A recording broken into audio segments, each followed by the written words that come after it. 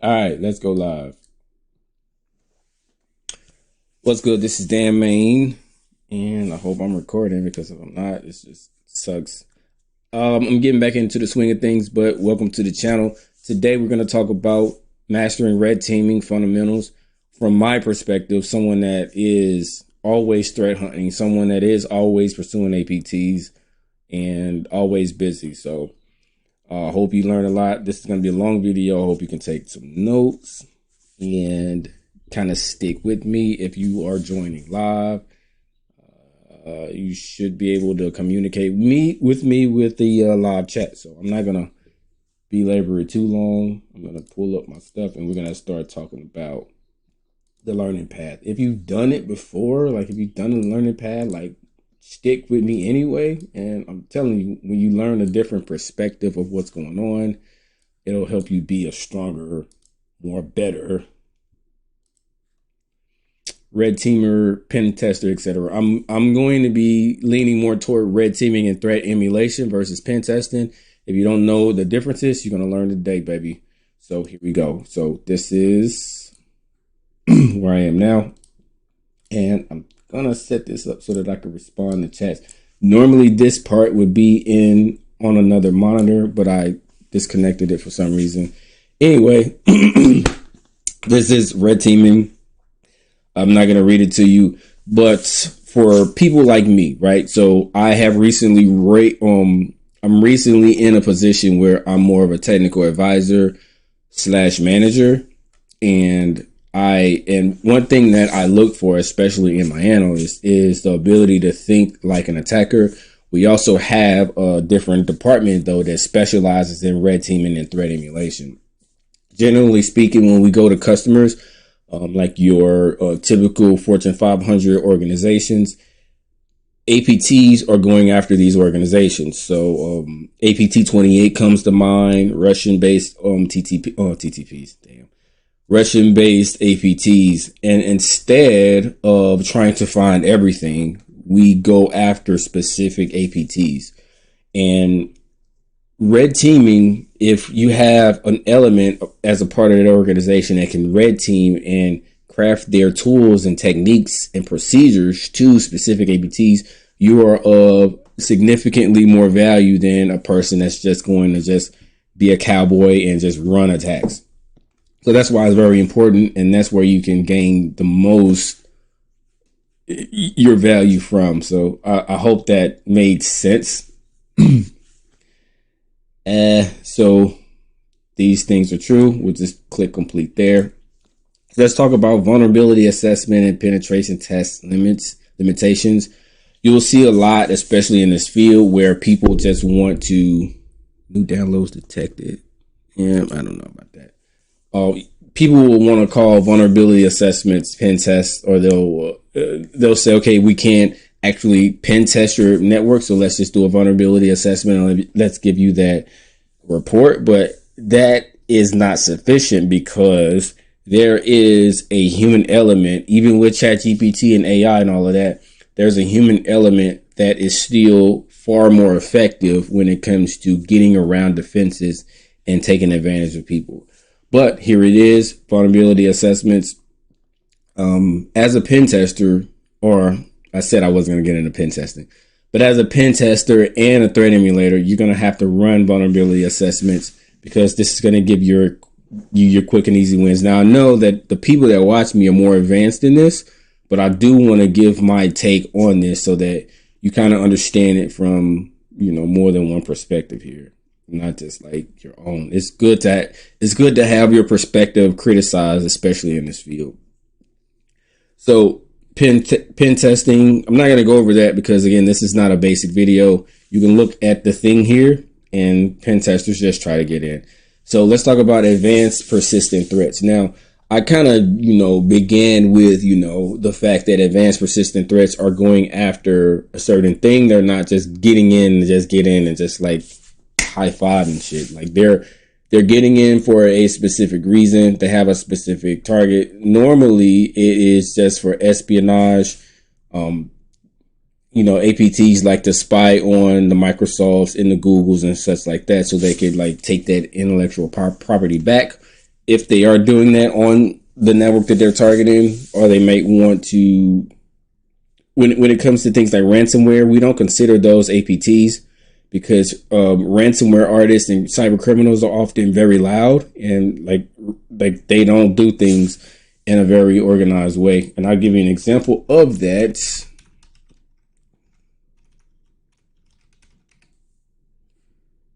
If you read this article, where are you?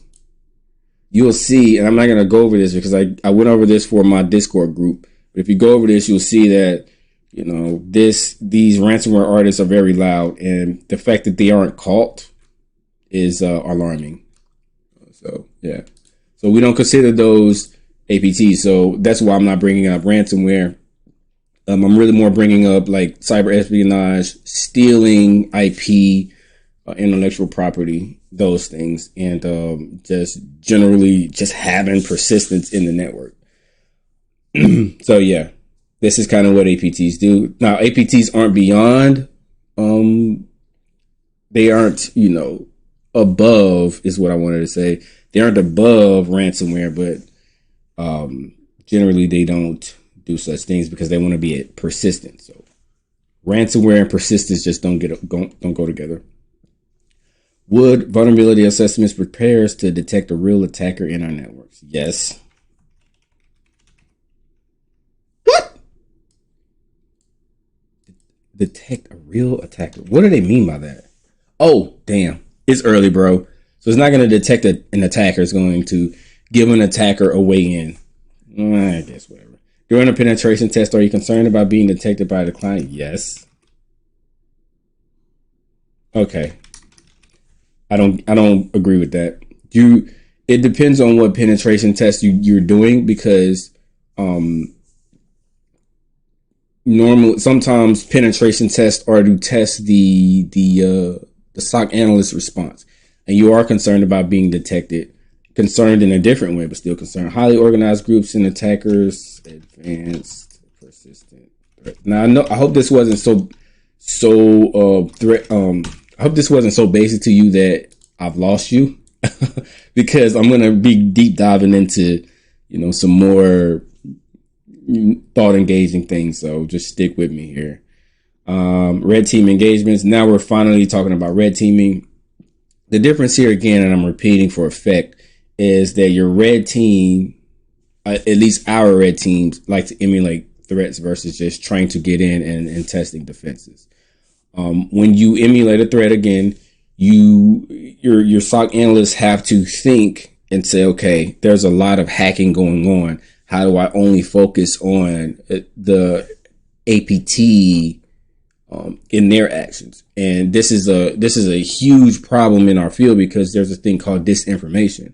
If I can have a lot of noise in your environment where this thing is getting exploited and that thing is getting exploited and that thing is getting enumerated, I have a better advantage over you, because now I can lose you, and now you don't know what to focus on, and then I could just go through with my breach, or go through with my espionage, or go through with my etc. Right? So red teamers have to be a cut above pen testers in that they have to drown out all the noise and focus on the attack. Now I wonder how much that description matches with what this has to keep up with detecting. They don't replace, complement them by focus on detection and response rather than prevention. So I would have drawn that out a little bit more. Detection and response for specific threat actors is what I would have said there. Phew. Clear goals. So I would kind of match that with what I said. You know, APTs have clear goals, obviously. And then there's just other basic stuff. It's important to note that the final objective of such is to never beat the red team. So I'm not going to, this is a very touchy subject here, because it's a very touchy subject because there is a competition that's pretty fun. Like, it's pretty fun to be competing with a blue team or competing with a red team. But you're as a red team, you're always going to win, because the blue team needs to have some stress on them. That's the only way that they're going to learn. So it's not the time to compete at all. If you're competing, you're doing it wrong. I think in this day and age, we're learning. So I don't really have to go over that too much. But when we first started, it was a real problem. Real problem. So we can keep going. The goal of the red team engagement will be often referred to as flags or goals. What does that say? Crown jewels. I've never heard that term before. During the red team engagement, common methods used by attackers are emulated against the targets, TTPs, that is techniques, tactics, and procedures.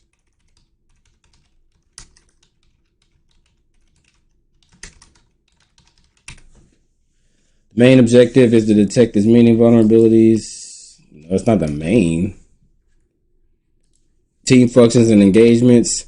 I'm not going to be going over this. This is for you to kind of understand and know for yourself. Engagement structure, same thing. I would say here, components of the kill chain are broken down below. If an adversary deployed Mimikatz, this will be credential dumping? No. Exploitation? What? I don't get it. So I don't use this kill chain, so I don't know. So don't judge me, bro. Installation. I'm going to show you a dope kill chain that's way better than a Lockheed Martin kill chain. What is the technique's purpose? What technique's purpose is to exploit the target system to execute code exploitation? Boom. So a better, way more dope red team. A way more dope. What is it? Damn, I can't think of it right now. Unified kill chain. Unified kill chain. So the unified kill chain is way better. Now the thing about it's not perfect. So the unified kill chain, hackers and red teamers like this better because it goes more in line with what actually happens. But you can't really, if you are a manager of some sort, a team lead, a SOC team lead, this doesn't work because you have to put what happened on some kind of a timeline or a chart and present that to your boss to show added value, right? So it's super hard to put these things on a PowerPoint slide. If you can figure it out, by all means do it.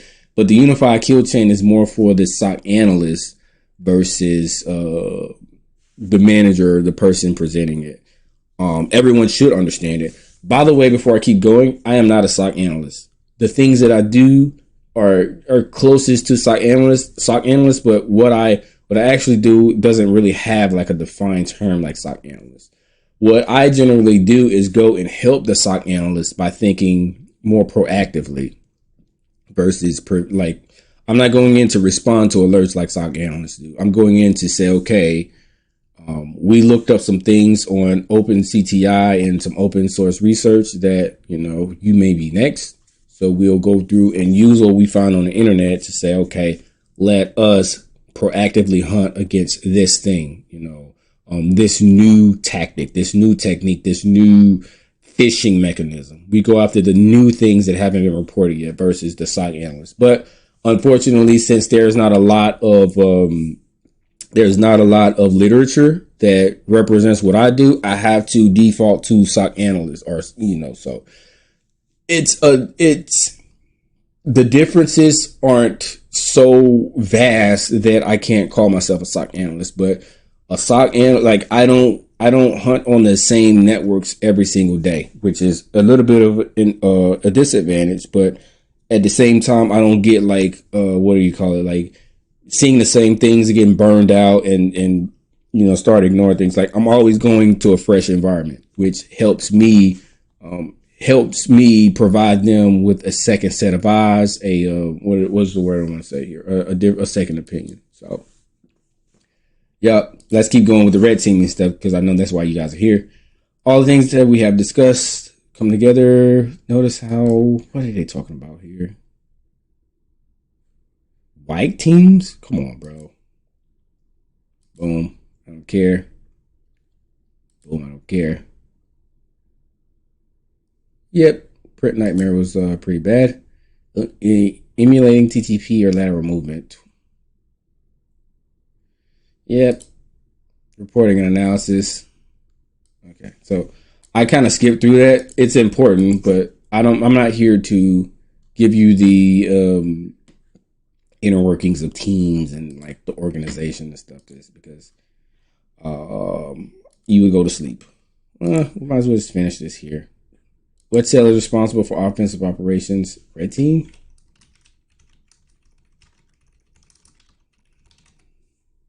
No. Offensive operations of the engagement. Red cell.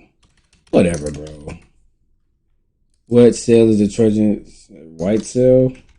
So let me tell you how we do white cell, and maybe it lines up with them. So with white cell, I was white cell on a red team engagement maybe a month and a half ago, and what I did was I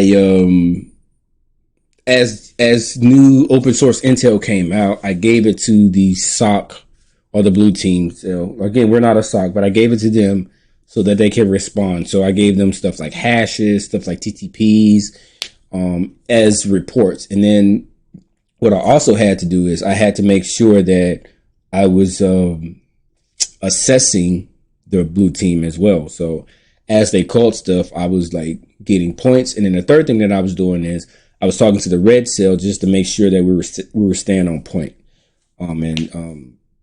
Yeah, so those things. Just it is how it sounds. You are in the middle between the red cell and the blue cell. Everyone's focus is, the blue cell, in that they're staying on point and that the red cell isn't going too fast or too hard. So that's the conclusion, and we're done, baby. Let's start sharing this on LinkedIn, bro, because sharing a post. Let's say currently doing a live stream, walking through the red team. What is it called? I don't know. Red team learning path. Boom. Post. So one thing that I'm going to start doing this year, now that I'm back, is I'm going to start engaging on social media more. As I don't you see my messages? I'm going to start engaging on social media more so that you can see how what's the word that I want to say here? So that you could, like everyone, I think a lot of people watch these types of videos so that they train themselves better so they can like actually eventually get a job or whatever the case. I'm going to be doing that as well so that I could show you kind of how to post things with status and value. So that's going to be a thing as well. I see that we don't have anybody joining me today. It's fine. I'm going to just keep on pushing, and eventually I know I'll get the engagement up. Where are we on time? I hope if anyone had any questions, bro, just please definitely 100% get with me. Let's see how much time. I'm going to... How do I see the time, bro? Like, this is so jacked up right here. It's 9:26, so I think I'm roughly at 20 minutes. Red team engagements. Let's try this one.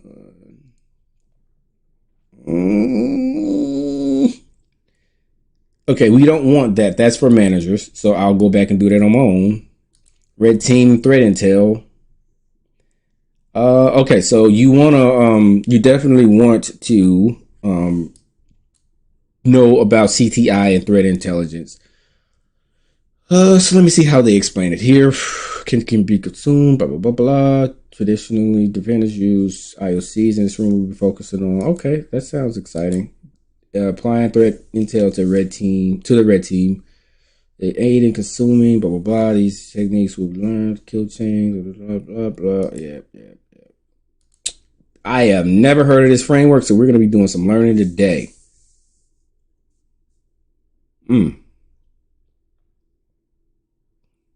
Damn. Okay. That's probably good stuff. This is probably good stuff to read, I guess. TTP mapping. So let's pause right here. A lot of this stuff is easily readable. I think that I'm talking to people that are a little bit experienced.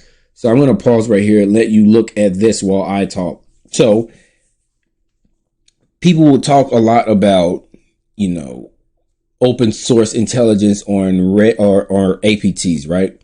What you have to understand is attackers and APTs also are looking for open source intelligence on their targets. And I had to pause for effect right there because that's very underrated. So I'll give you an example.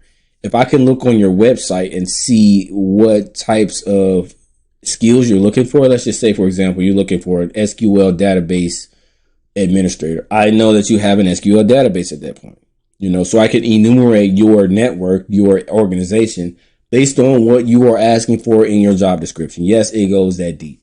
Don't get it twisted. Don't sleep, bro. Another example is obviously like stuff like LinkedIn. You're getting a lot of stuff from there. But I think ultimately, you know, if I can, let's just say Amazon puts out a press release that says that, hey, we are working on the newest version of open AI. Now I know to target your network to see if I'm a IP stealer, if I like to, you know, gather intellectual property, if I'm in it for that. I now know to target your employees. So it is a cold game. You got to understand that as if you work in public affairs, or if you know people in public affairs, they have to understand that the things that they say make you a target. So the more that you say about your company, the more you need to secure things. So if you are a very chatty company, like I would say Tesla is very, no, I wouldn't say Tesla. Probably the chattiest companies are probably Windows and Amazon. They like the press releases and such. The more you chat about what you're doing, the more you put out articles about what you're doing, the more security analysts you need, the more red teaming you need. I would say every time you put out something, do a pen test. But I digress. Let's keep going. How many command and control? Those are my opinions, by the way. But that is, you know, I've been doing this for a while, bro. How many command and control techniques are employed by Carbonac? Who the hell is that? Carbonac. APT 29 or 39, a cyber espionage group. So Iranian APTs typically target the Middle East versus anywhere else. Now they have been known to target other countries, but they're trying to disrupt shit in the Middle East, trying to you know, do their thing there. So yeah.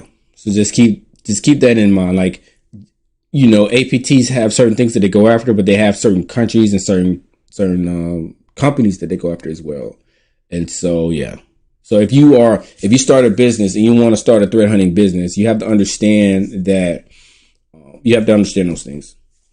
I don't know. Let's just brute force this joint. 9, 8, 7, 6, 5, 4, 3, 2, boom. We got it. What sign binary did Carbonac use for defensive? I don't see what they're talking about.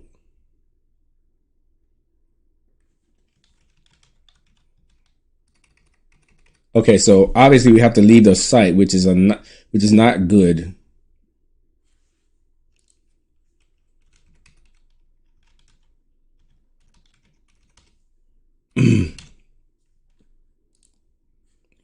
Let's go down.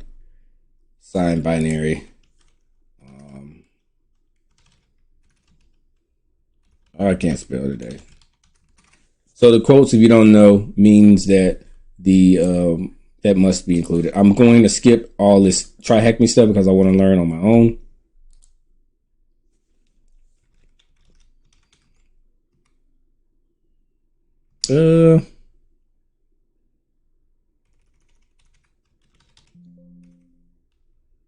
I don't see it.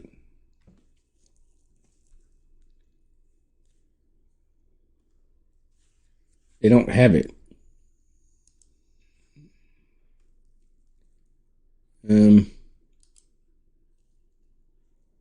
Okay, well, I just saw it. It said 132.dll. 1DLL32, I mean. What initial access technique is employed by these guys? So I'm going to tell you right now, kids are up, so they might just bust in here. That's what it is, bro. Initial access. So what you can do, too, is be like, boom, try. If you just really want to just make sure that TryHackMe doesn't show up, you can do that, and you shouldn't see any TryHackMe in your search results. So, like, if you really want to study without having spoilers, by the way, spoilers aren't that bad. So don't get it twisted. Spear phishing? Is that what we're doing here?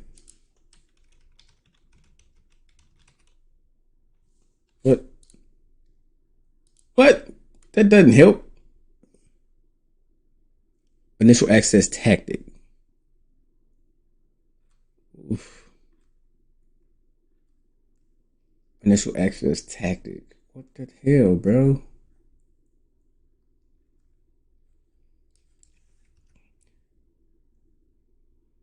How is that not the damn...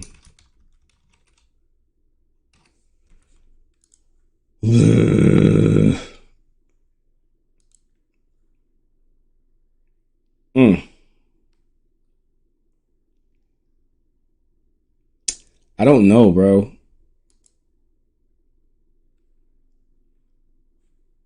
Initial access. Don't have anything in there. Initial access tactic. How is it not? Okay. How is it not spear phishing?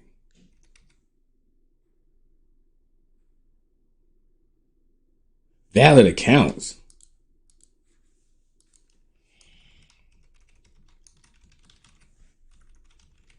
How is that initial access, bro? Minor attack.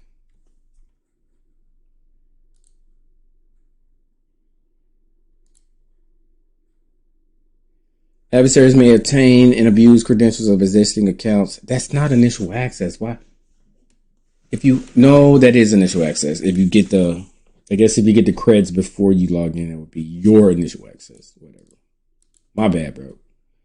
Other red team applications of cyber threat intelligence. Let's keep going.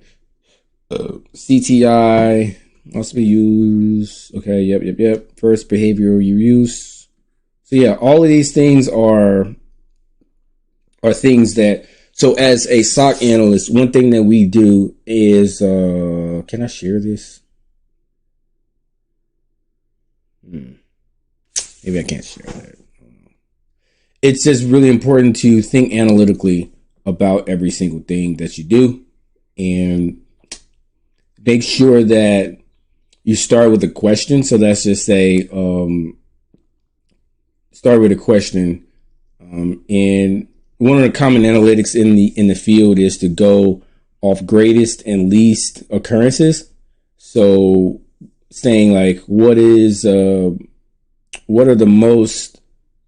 the user agents that occur the most on the network? And you get a chart or some kind of Excel sheet that goes from greatest to least user agents. And then now you know what occurs the most. And then when you start hunting, you can start from the bottom and say, okay, what's occurring the least? That's a very common analytic in this field. You start there and then you move more advanced. And that's for blue teamers. So you're welcome there. I don't think there's anything that like super interesting there. Other than that, first behavior uses team can use it. Yep, all those things are true. Creating an intel-driven campaign. What web shell is APT41 known to use? I thought we would be able to do some actual exercises. Nope. What is that? Weaponization. This is delivery because it's a little package. So my bad, y'all. I thought it'd be more exciting. exploitation, installation, command and control. I thought it would be like me actually doing some red team stuff, but I guess you got to get through. But I think, what? Where did I mess up there?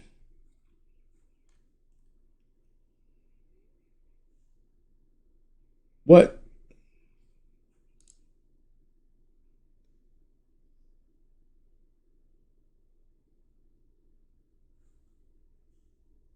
Are we matching?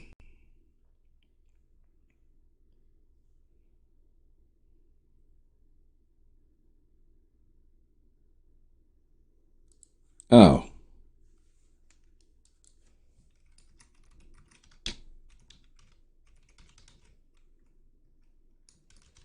This is just all wrong, bro.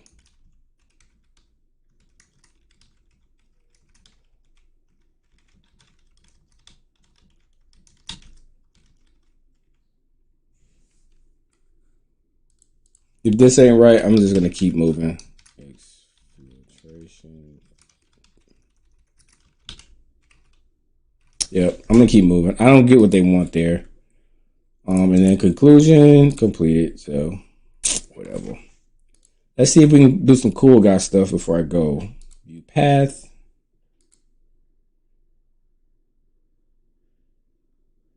Red team object. So I think, yeah, I think all the cool guy stuff is down here, bro. Yeah, my bad. I'm not gonna have time to like do any of this, so we could I can come back tomorrow and we can actually get into the technical piece. Oh man, I am not responding to the comments. Long time, bro. Yeah, man, I'm back. Yeah, man, what's going on? I'm gonna try to keep this more of a. I'm gonna frame it like a course, but it's gonna be like for everyone. But you know, I'm not gonna sit here and just act like this is one of my best videos. Like, this gets me back in the swing of things, but I truly thought that this learning path would have more technical stuff in the beginning.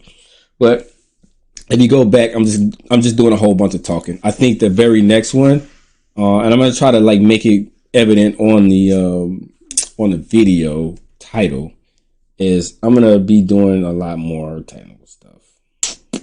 I'm gonna make sure of it. I'm gonna just check that out before I start it. Let me make sure that I am staying on point with my description here. I think everyone understands the core principles of red teaming and its role in enhancing the system security. That's what ChatGPT wrote for me. But in a nutshell, just to recap, you want to red team so that you are, it's not about just being secure. It's being secure against the hard hitters. It's being secure against the big boys.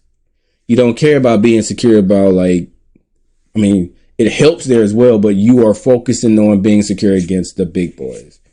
You feel me? So that's the difference. You have to be more advanced as a red teamer. If you are, I know there's red team cowboys out here, but to do red teaming at its finest, you have to emulate the big boys and then recommend defenses against them as well. You can't just be a hacker. You have to be a hacker and defender, or else like you can't hang, bro. You're not gonna be able to find a job out here. And then that I put in the description there's practical demonstration, but of course I didn't scope out what we were doing here, so you're just gonna have to kind of live with the introduction here. A final note that I'll say to everyone out there that you're trying to get a job, and I'm gonna close up on my face right here so that you feel what I'm saying here. Everyone wants to get people are out here and they're looking for jobs and things. And like, I get it. You need a job to stay high value, stay high status, be a man, like all that. We get it. What I'm seeing though is a bunch of people, they're going for remote jobs and they're saying, hey, it's either remote or nothing. My friend got a remote job and then his friend got a remote job. So I demand a remote, 100% remote. And I'm sitting back and I'm like, First of all, you messed up because you're putting that information out before the interview. You're putting that information out on LinkedIn before the interview. So right there, you're losing. But secondly, going into a situation where you are 100% non-negotiable, like I'm gonna speak simply now, but it needs to be said so that everyone hears this message. A company would like to give the least amount of incentives and packages and salary possible for the greatest amount of labor. We all know this. People, like employees, will like the least amount of labor for the most amount of packages and benefits. You don't go into a situation with a hard stance or you're going to turn the other party off. Again, super simple, but that has to be said, especially as people are getting laid off and stuff like that. You have to come with it. You have to come with your A game. If you have to, you don't want to be closed off to relocating. You know, it is what it is, bro. You have to compete out here. And there are people that, you know, if you are switching jobs and you have like red team skills and offensive operation skills and all of that stuff, and you're looking for somewhere else, I'll say this also. You have to be willing to defend as well. You have to be willing to provide security assessments on what the company can do right next time. You can't just come into a situation. Is my microphone aimed the right way? You can't come into a situation thinking, oh man, all I'm going to do is hack, you know, because in this world, especially if you want to make some money out here, you need to be aiming toward the top. And as you aim toward the top, you are aiming toward more ownership of the organization. So, and to do that, like it can't be so transactional. You're looking to be part of a family or part of a team when you join an organization. So going into a family or a team up front saying, hey, bro, 100% remote. I'll travel maybe 20% of the time, 100% remote. That's going to turn these employers off, bro. So good luck on your job hunt. On the next one, we'll definitely do some more technical stuff. But I just want to say that especially because we're in hard times, bro. That's all I'm going to say. And I'm going to be out. So catch me next time. I'm going to do a part 2 where, again, we're going to be technical. It's good to see everyone. I got my one comment in. I'm happy about that because I thought that I was going to do the whole live stream without a comment, without feedback. That's good. I'm looking. I don't know if it's going to be every day, but I'll tell you right now, just working on myself and bettering myself, I'll be able to be more organized. So let's go get after it, bro.